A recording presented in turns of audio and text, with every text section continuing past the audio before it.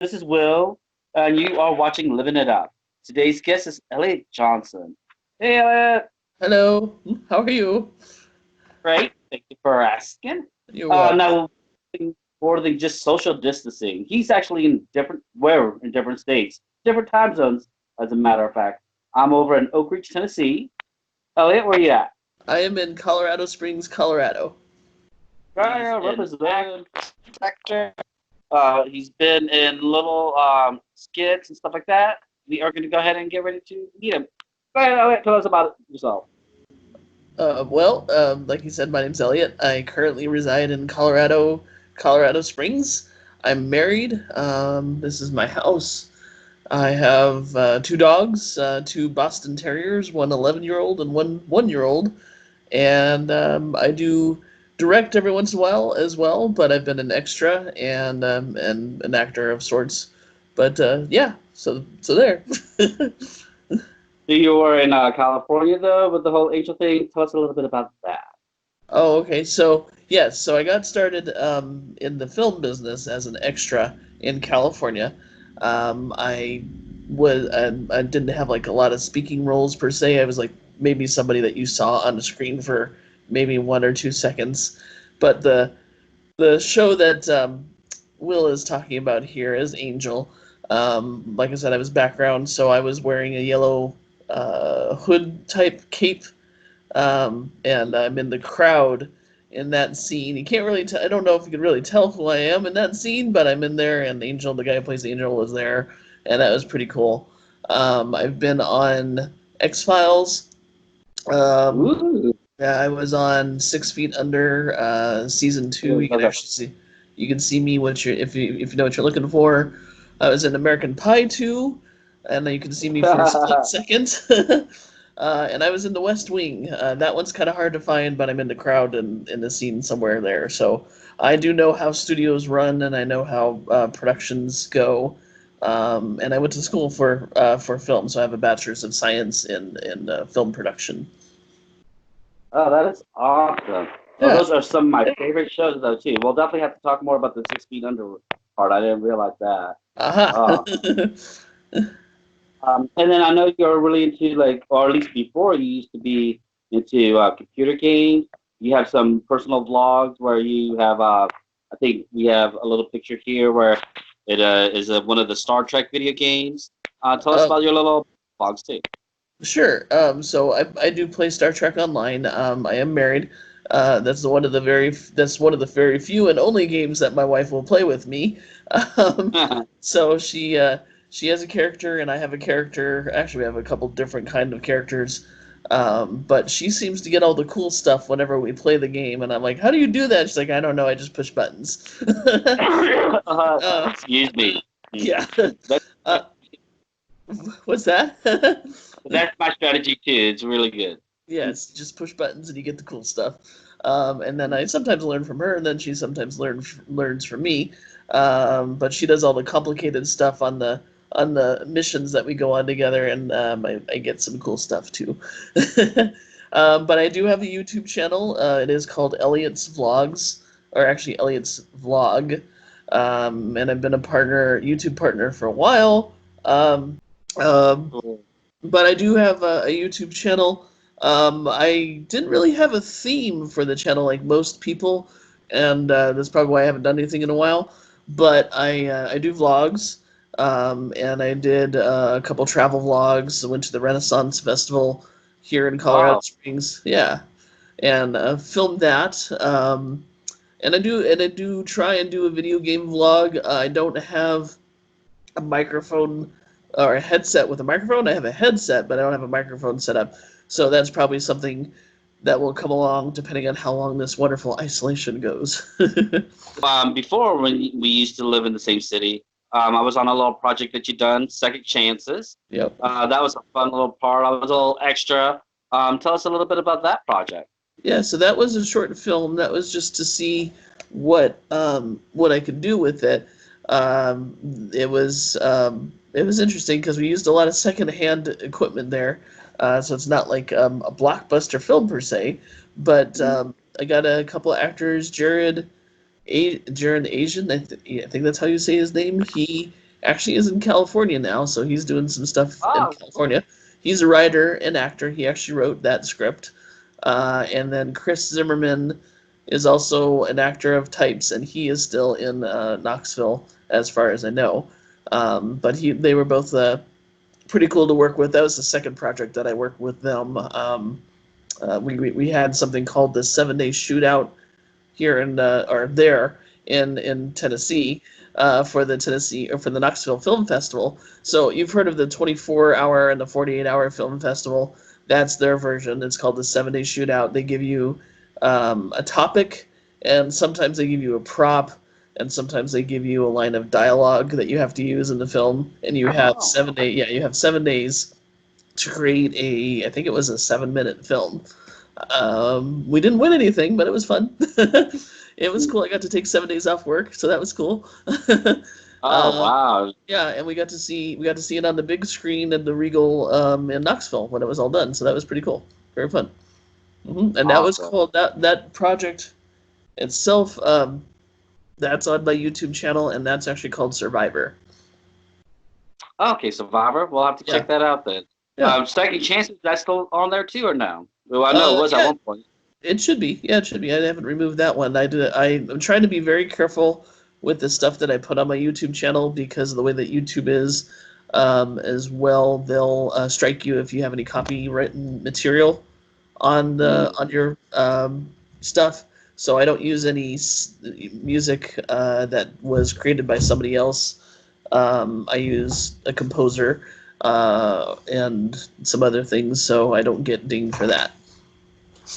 Yeah. Good, good. Yeah. Well, and then I know the one of the other films that you done recently, called The Arrangement. We're going to show a picture of one of the lead actresses. What made you decide to pick and you found this particular actress? What made her stand out, and what did you like about her? Well, most of the main actors, we got. Sorry, my dogs are playing now. So you might hear dogs playing in the background. One of the writer for that, his name is Russ Heward. He knew some of the actors that I ended up picking, so we actually got them together to do what's called a table read. And during the table read, I realized that they were actually a pretty good fit for the role. So that's mainly how they got picked. They just the luck of the draw and being at the right place at the right time. Yeah, uh, I did have to audition for some other parts, but that one was pretty easy to cast. cool. Yeah. So with the new project that you have coming up, um, where with the whole coronavirus going on and stuff like that, I know that stopped your role a little bit. Where are we at on that? So I'm working on a Star Wars fan film. It's called Star Wars Remnants, a fan film. um, and we were in the middle of casting for that. That casting, we were in the middle of callbacks because we did 2 rounds of casting here, and I had about 40 people show up for casting, which was Oh, actually that's yeah, it awesome. was a really good turnout.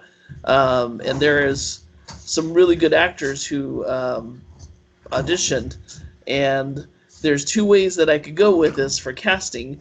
I could go with the Star Wars fans that are our age, who have been Mhm. with the Star Wars movies since A New Hope, or I could cast it towards the younger audience and get all the people who like A Force Awakens and The Rise of Skywalker and all that.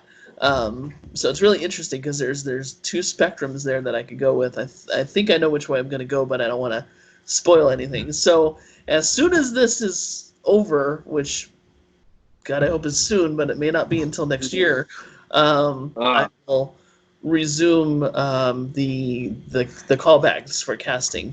And then we're gonna do some crowdfunding because we have to raise money for the film. It's a 40-minute film, so it's not necessarily short, and it's not necessarily a feature. And you can hear the dogs playing in the background now, I'm sure. um, if you hear a barking, that's probably Viola. um, but let's see what. So it's not necessarily a short film. It's not necessarily a feature. So it's kind of somewhere in between. It's more like an episodic film.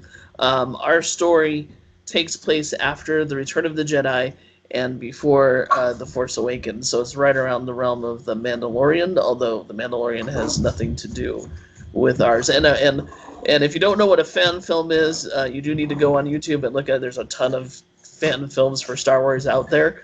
It's a movie made for fans by the fans, and it has no ties with Disney or Lucasfilm. It's just a cool project. That's just to create the art and get your stories out there. That's Yeah, awesome. yeah, and I I collaborated with another writer. I do like to collaborate with people. His name is oh god, Andrew J. Lucas. No relations to um, no wait, did I get his name right? Hold on. okay. So I looked up the writer's name, and his name is Andrew J. Lucas. I was correct. Just got to make sure. And my last name is Johnson, so we are in no relation to the two people who had directed, created, and no, nothing like that. Because I know people are going to look at it. It's all written by Lucas and Johnson, and Johnson's the guy who screwed it up. Like no. No, I did not write. It had nothing to do with. God, what was the middle? What was it? It was The Force Awakens, and then Rise of the Skywalker, and then what was the third? What was the second one? No, I thought that was the Force Awakens was the second one. No, Rise of New Hope. Wait, no, not New Hope. New Hope's technically the first one, depending on who you talk to. Well, I don't know. I'm gonna have to look it up and post it on here. Well, Yeah. make that today. Can you name the? So that would be the third. No, the Second. episode 6. Hold on a second. Yeah, because it's The Force Awakens. Oh yeah, and it's the, Revenge of the Sith. no, that's the third one. I don't know, sir. Revenge of the Sith is the original title that Lucas was going to use for Return of the Jedi, but I think he was going to call it Revenge of the Jedi, but he felt that the Jedi would not have revenge because that would kind of so he tweaked it when he had Episode 3. But what the heck is it? Rise of Skywalker's the last one. Alexa, what's the Star Wars movie that's after Force Awakens? This might answer your question. Here are the Star Wars movies in order of release date. Star Wars, Episode 4, A New Hope. Star Wars, Episode 5, The Empire Strikes Back. Star Wars, Episode 6, Return of the Jedi. Star Wars, Episode 1, The Phantom Menace. Star Wars, Phantom Menace. Episode 2, Attack of the Clones. Star Wars, Episode 3, Revenge of the Sith. Star Wars, The Clone Wars. Star Wars, Episode 7, The Force Awakens. Rogue One, A Star Wars Story. Star Wars, Episode 8, The Last Jedi. The Last Jedi. Woo, there we go. Star Wars, Rise of Skywalker. So the Last Jedi was the most recent one. Yeah, The Last Jedi was the one that came out over Christmas. Okay, Yeah, but that's weird. She mentioned Rogue One in there, which technically is canon because that bridges that's just before A New Hope begins is when that one ends. Spoiler alert. If you haven't seen it. I don't think that got as much love as it deserved, and I can see a little bit of why, but it was a very good movie. It was well written, had good drama, good pace. It was basically the way that I looked at it is basically a war movie disguised as a Star Wars movie. Yeah, so it was like a period piece, and they threw all this Star Wars stuff in it. And then there's Solo, which is Han Solo's movie, which could have been a lot better, in my opinion. The second half of that movie is better than the first half because I think that's where Ron Howard came in, and you can totally see the difference. I didn't think it was all that bad. I mean, it wasn't all great, but I don't think it should have got as much flack as it did. Yeah. But for our movie, for Star Wars Remnants, it is I can share that it is a heist movie disguised as a Star Wars movie. It is. I am advertising it as the Han Solo movie that we never got, although it is a smuggler gunslinger movie. And I can also share with you that our lead role is a female, not a male. So that's going to be something different as well. With your Star Wars project, so how are you going to do the special effects? Is it going to be more just character driven then? Um, it's a good question. There is a scene in the beginning where it is visually heavy, but the rest of the story is not relied on visual effects. So those could be done practically instead of computerized. So it was written with that intent because we didn't know what kind of budget we were going to have and what restraints we had because it's a fan film. So we're we wrote it very carefully to make sure that we didn't like have to raise tons of crap ton of money to do this project. But Right, right. yeah, but the actors who auditioned, I gave them what are called sides, and they're just a little tiny bit, just enough to give them information on their character and some dialogue, and they all kind of liked the dialogue that they got. They said there was some really well written lines in there, so that's a good sign that it's going to be a good project. Good. Yeah, Well, definitely looking forward to it, and thank you so much for being our guest. no problem. Like I said, It's I a hope we pleasure. can. Stay All safe, and I will talk to you later, I guess. right, all right. Take it easy. Bye. Bye.